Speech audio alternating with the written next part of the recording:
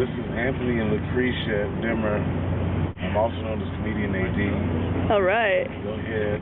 So you guys are standing right outside the Pepsi Center after coming from Invesco Field after Barack Obama's historic 2008 acceptance speech. How are you feeling tonight? I'm feeling incredible, unbelievable. I've watched actual history be made. We have a man-child that's 47 years old that just got elected to run for the President of the United States. He's African-American, and it just happens to be on the same day that Martin Luther King gave a speech 45 years ago, which means that that child was born at the time that he gave that speech. So when he had a dream, the dream had already been revealed. Even though he did not even know it yet and that he would not live to see the dream he had the power of foresight. Barack Obama, if he is elected president, will take us to a level in this country that we have not been before, to a place we've never been before.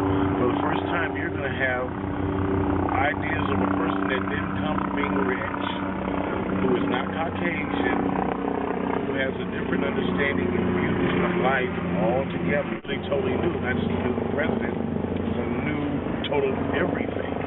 To get a bit of perspective of where you guys are coming from, are you from Denver? Are you visiting from out of town? We're from Denver. All right, all right. From Colorado, up the D. Hell yeah. 5280. Okay, so and to give a speech here where there's only like 3% black people. No, ain't you? There's 3. And the truth is, that was amazing just to see all the people supporting him. Well, what are some of the top things that you hope he leads us to achieve, Americans, that we need to focus on in the next decade or so? What are your chief concerns? I hope that he brings us to a common sense type of understanding. And right now we do a lot of things that aren't just basic common sense. It just doesn't make sense. You know that you're going to go to a different world, a different platform than you were on before. And ma'am, what about you? As Michelle Obama, first African-American family to be the first family in the White House, any advice for her? Any thoughts?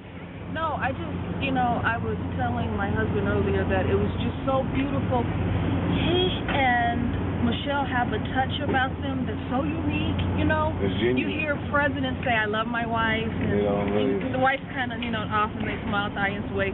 They touch, he kisses her, he holds her hand.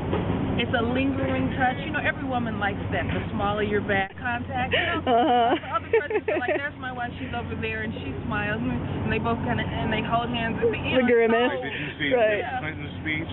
I did. Proud American, proud mom. Never said I'm a proud wife. No. Well, she's got a whole other batch of issues we won't get into right here. So the purpose of our documentary is really to find out, where people are at and what they think about civic engagement and what does it mean to you. People have different definitions, so. Well, first of all, being involved more, I think this campaign has sparked a lot of people that traditionally would not have been involved. Opening a broader issue because, you hate to keep bringing up the color issue, but when you deal with discrimination and disparity,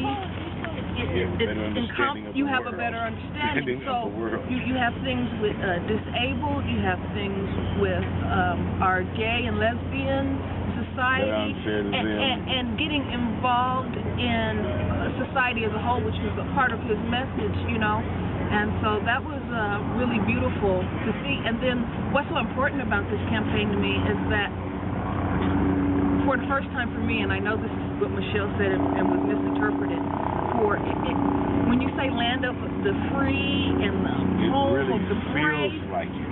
You say for the first time. And I think we showed the world, okay, we're not as two-faced as we think. It gives our country a lot more credibility.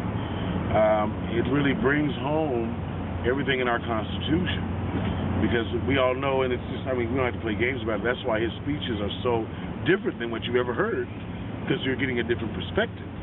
And a different perspective gives you a whole different outlook on everything than what you had before. It's like some of the things he said about McCain. Well, yes, McCain would not know about these things.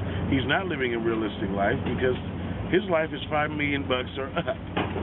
Well, that is not America. That is for 5% of America. And those 5% normally make their money off people that are in the 95 percentile. so this is a whole other ball game. You're going to a whole new territory that's untouched, untapped, whole new resources you never even thought was there that's been there. Hope and change have been the catchphrases, but do you feel galvanized? Do you feel? Oh, definitely. Definitely. Just about everyone. Definitely. I think everybody that heard that speech, anybody that's been listening to these speeches, these aren't your normal run-of-the-mill basic fluff crap that you normally get. Clinton was great, but it was crap. He did a good job. I liked it, but it was crap. Bush was crap. He's not going to change anything. He just wants the same old thing. Well, this man, he could be full of crap too, but I really doubt it, because I know that he's going to have a different understanding. And you can hear, like in his speeches, he's touching things in speeches most people don't talk about. In fact, that they may deliberately avoid. Oh, they totally avoid him because they can't do that. I don't think it's because they intentionally avoid it. It's because you don't understand it. You don't understand it. How could you relate to it? I've never lived it. And that's where, going back to civil engagement, that's where you're seeing people engaged in more. We're talking about being green more for the first time, and it's not uncool. Now I'm not a hippie anymore. It's actually the in thing now. The thing to be. The fact is that the world has come to Colorado, and we have some of the best centers in science, some of the best minds dedicated to alternative energy concerns, and it's like finally I think we're catalyzing some events. Our technology is past most cities. Education-wise, we've surpassed a lot of cities. Our schooling system isn't that bad. It's not the greatest, but it's not that bad. Well, the last question then, apparently my generation, the mid-20-somethings, were called the millennials, I guess. So any advice for the children of the baby boomers as we are finally coming into our own in this election season? I don't know if the baby boomers really know how to appreciate what's happening, because they live in a whole new different world than what we lived in. If you've seen the older people that were at the speech tonight, they're all in tears. Right. Because this doesn't happen. You have a man that's running for president that normally would be sweeping the floors with an education. That's all I got to say. Well, that's the baby boomer generation, but what about the 20-somethings?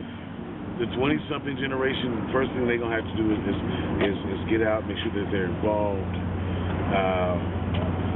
You see that now there's really true opportunity for the first time. I really can say tonight, and I haven't been able to say in 37 years, I truly believe that, yes, I can.